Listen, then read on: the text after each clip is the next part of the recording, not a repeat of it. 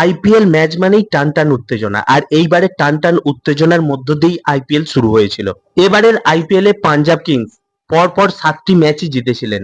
এবারে তো সবাই ভেবেছিল আর কত দূর, এবার মনে হয় পাঞ্জাব কিংস অর্থাৎ প্রীতি জিন্টার টিমই আইপিএল এর ট্রফিটি তুলে নেবে। পাঞ্জাব কিংস শেষের দিকে হারের ডবল হ্যাটট্রিক করতে থাকে, 14 ম্যাচ খেলে 16 পয়েন্ট পায়, আর এখানেই এ বছরের আইপিএল ম্যাচের সফরও শেষ হয়। শেষের ম্যাচটি লখনউয়ের সাথে ছিল, আর এই ম্যাচটিতে পাঞ্জাব কিংস জিতেছিলেন। লখনউকে হারানোর পর টিম বাসে ফেরার একটি ছবি সোশ্যাল মিডিয়ায় আপলোড করেছিলেন পাঞ্জাব কিংসের ক্রিকেটার হরপ্রীত বার।